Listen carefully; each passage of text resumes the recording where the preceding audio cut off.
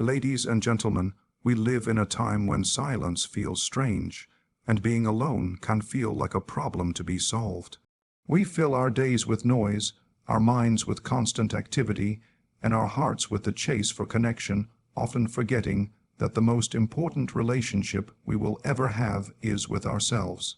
Today, I want to speak about a truth that is both simple and transformative, the power of embracing solitude, not as a punishment, not as a sign of loneliness, but as a path to self-discovery, clarity, and inner peace. Happiness must be built from within, because when it is dependent on forces outside of you, it becomes a fragile and unpredictable thing. If your sense of joy rises and falls according to how others treat you, what they think of you, or whether circumstances turn in your favor, then your emotional state will always be at the mercy of events you cannot control. External approval is like sunlight breaking through the clouds, warm and bright when it appears, but fleeting and unreliable. To make happiness truly lasting, it must be rooted in something far deeper than passing moods or changing opinions. Building happiness from within begins with the understanding that you are the primary architect of your own emotional life. You have the power to decide what meaning you assign to events, how you interpret challenges, and where you place your attention. Two people can face the same situation. One sees disaster, the other sees an opportunity to grow. The difference is not in the event itself, but in the inner foundation from which they view it. This foundation is formed from self-knowledge, self-respect, and an intentional relationship with your own thoughts and emotions. When happiness comes from within, it is not shaken by temporary losses or disappointments. This doesn't mean you won't feel pain or sadness. It means you won't lose your sense of self when those emotions arrive. If you define yourself by what you possess, who loves you, or how much recognition you receive, then losing those things can make you feel as though you've lost your identity. But if you have learned to build joy from the resources of your own spirit, then even when life takes something away, it cannot take away who you are. This inner construction of happiness requires presence. Most people look for happiness in the next milestone, the next achievement, or the next person to enter their life. But happiness that is always tied to the future is an illusion. It never arrives in a form that satisfies for long. To build it from within, you must learn to feel it here and now, without needing a particular set of circumstances. This comes from simple practices like gratitude, where you notice the things that are already nourishing your life. The mind often races toward what's missing, but joy grows when you train it to dwell on what's already abundant. It also means becoming the guardian of your own mental environment. Your thoughts are the soil in which your emotions grow. If that soil is filled with constant self-criticism, comparison, and fear, then happiness struggles to take root. But when you tend to your inner dialogue with kindness and clarity, you create fertile ground for joy to flourish naturally. This isn't about pretending life is perfect, but about choosing thoughts that strengthen you rather than weaken you. There is also a profound freedom that comes when your happiness no longer hinges on someone else's behavior. Relationships then become places of genuine connection rather than dependency. You can enjoy someone's presence without fearing their absence because your sense of completeness is not bound to them. This shift transforms the way you relate to others. You no longer grasp at them to fill an emptiness, but instead share the abundance you've cultivated within yourself. To build happiness from within is to recognize that you already carry the raw materials you need, the ability to choose your perspective, the capacity for gratitude, the courage to face your own inner shadows, and the will to nurture yourself. It is a lifelong practice of self-alignment, where your actions, values, and thoughts move together in harmony. When you live in this way, joy is no longer something you chase. It is something you generate, something you carry, and something you can return to no matter what happens outside of you. It is not an overnight construction. Like building a house, it requires patience, steady effort, and a willingness to work through challenges. But once the foundation is strong, it becomes a place you can always come home to, a steady light in the shifting landscape of life. And from that inner sanctuary, you can move through the world with a quiet confidence, knowing that while life will always change, the source of your happiness will remain steady because it lives where no one else can touch it within you. Self-value comes from self-awareness because you cannot truly appreciate or respect yourself until you understand who you are beneath the surface. Many people spend their lives chasing a sense of worth based on how they appear to others, their achievements, their possessions, or the roles they play in society. While these external markers may temporarily boost confidence, they are fragile and easily disrupted. True self-value is something deeper, something that endures even when circumstances change. It begins with the courage to look inward and see yourself clearly, not as you wish to be, not as others define you, but as you truly are. Self-awareness is not limited to knowing your strengths. It also means facing your flaws, insecurities, and contradictions without turning away. This is often uncomfortable, which is why many avoid it, preferring distraction or denial. Yet, without this honest examination, your sense of worth remains shallow. When you know yourself deeply, you see the full picture, the admirable qualities and the imperfections, and you realize that your value is not diminished by your humanity. It is enhanced by your capacity to grow, to learn, and to evolve. When you understand your own emotions, you are less likely to be controlled by them. You notice patterns in your reactions, the triggers that unsettle you, and the beliefs that shape your decisions. This awareness gives you a choice, to act out of habit or to respond with intention. Each intentional choice reinforces the idea that you are capable of steering your life, and that sense of agency naturally builds self-worth. You no longer feel like a passive object tossed around by circumstance. You feel like the author of your own experience. Self-awareness also allows you to separate your true self from the roles and labels you've been given. Perhaps you've been called successful, talented, difficult, shy, or unremarkable. Without awareness, these labels can become prisons, shaping how you see yourself and limiting your potential.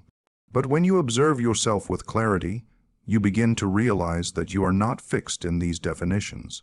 You can be confident in some situations and cautious in others.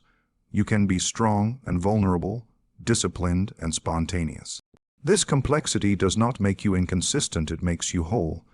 And when you embrace that wholeness, yourself-value no longer depends on fitting into someone else's expectations.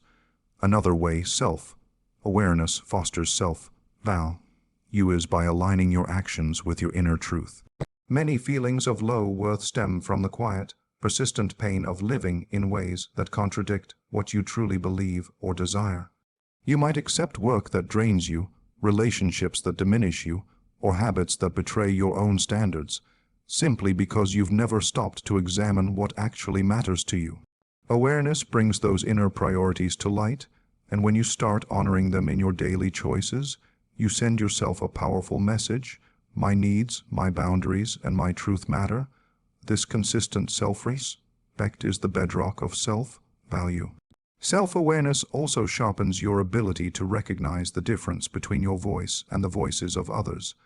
From childhood, you absorb messages from family, culture, and peers about what makes a person worthy. Without awareness, you might spend decades chasing goals that were never truly yours. But once you can identify which beliefs belong to you and which you've inherited, you are free to define your own standards for worth. That freedom alone is transformative. Finally, self-awareness invites compassion toward yourself. When you see the reasons behind your mistakes, the fears that drive your hesitation, or the wounds that shaped your defenses, you stop judging yourself so harshly. You recognize that you are not broken, you are human.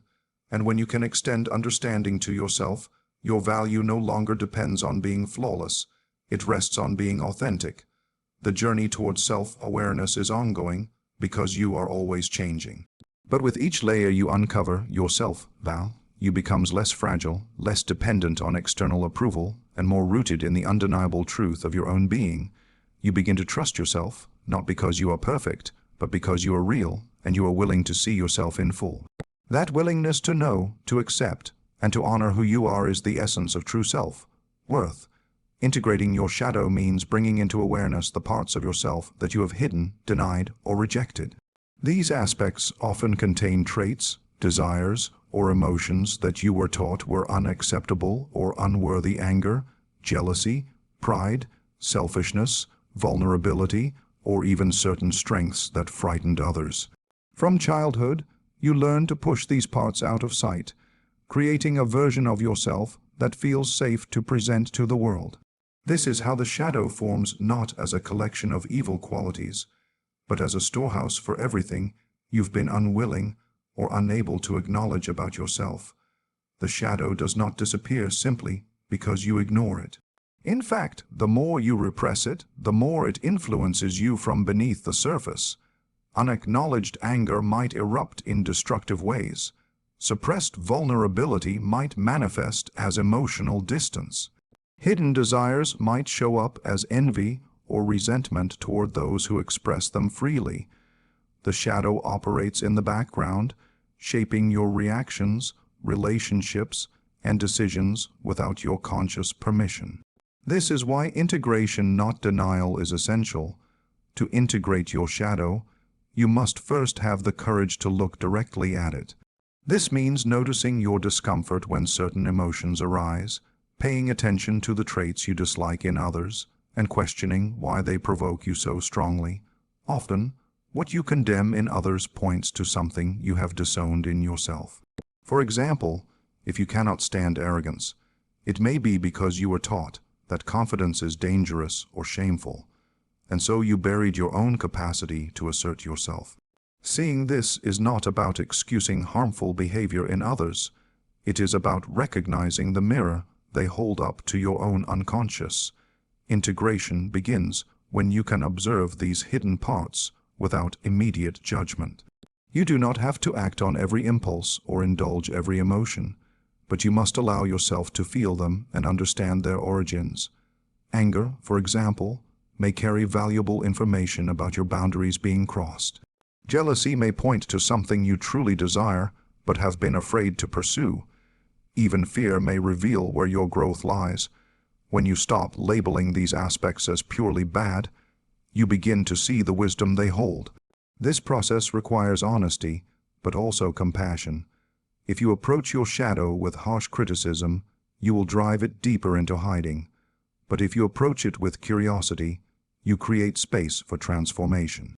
You can ask yourself, what is this part of me trying to protect? What need is it expressing in a distorted way?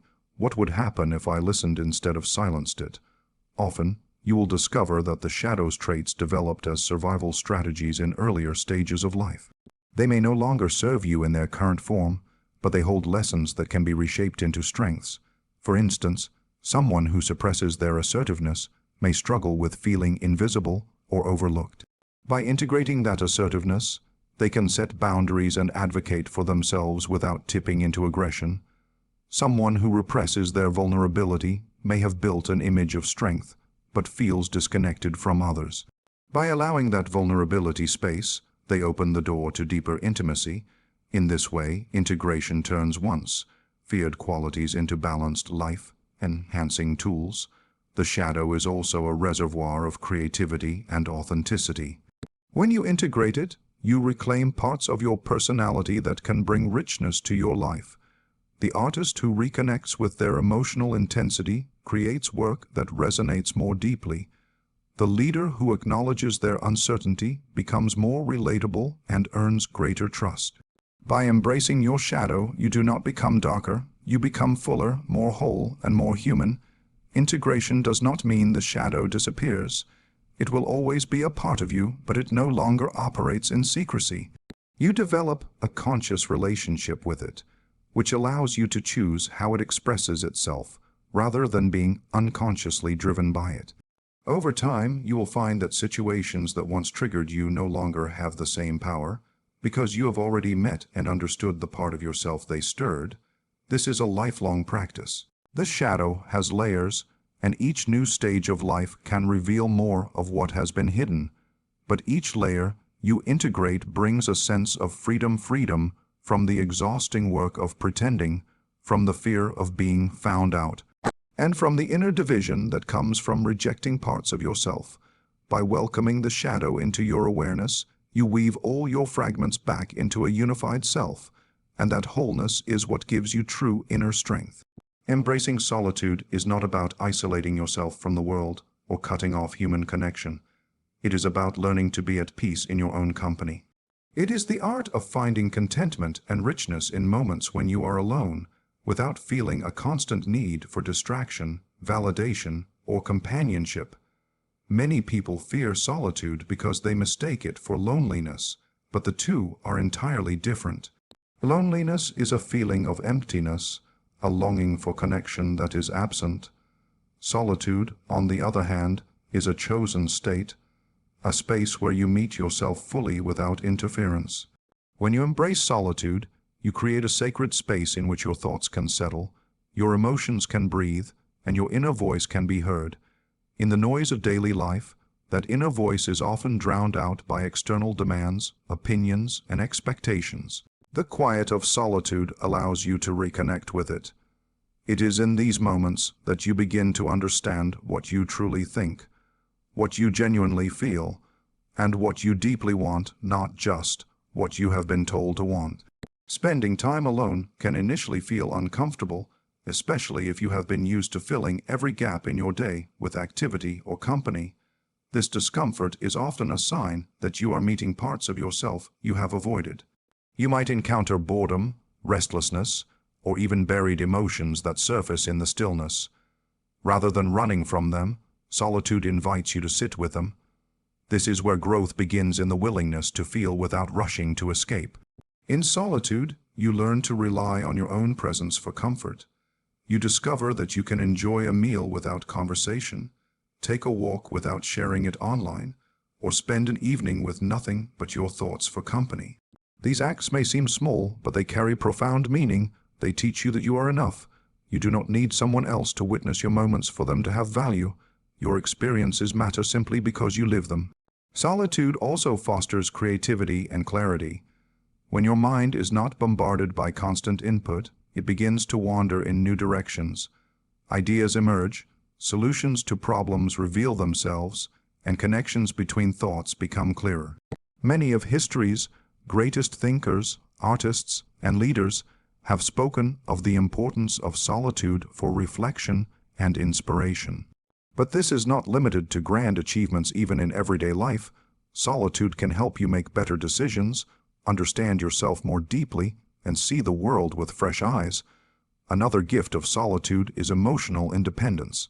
When you are comfortable being alone, you stop seeking relationships as a way to fill an inner void. Instead, you enter them as a whole person, bringing your own fullness to share rather than depending on someone else to complete you. This changes the dynamic of your connections. They become healthier, freer, and more authentic. You are with others because you choose to be, not because you fear being alone. Embracing solitude also means accepting that not every moment needs to be occupied or productive. In a world that glorifies constant activity, sitting quietly with yourself can feel rebellious. Yet it is in these pauses that you recharge your energy and realign with what truly matters. Solitude gives you the space to remember that your worth is not tied to your output or your social presence. It is inherent in simply being. To truly embrace solitude, you must release the belief that it is a sign of weakness or failure. Many people equate being alone with being unwanted, but solitude can be one of the most empowering choices you make. It shows that you have cultivated a relationship with yourself strong enough to withstand silence and space. This relationship becomes a foundation for every other aspect of your life. Over time, solitude shifts from something you occasionally tolerate to something you actively seek. It becomes a refuge, a place where you can return to yourself whenever the world feels overwhelming.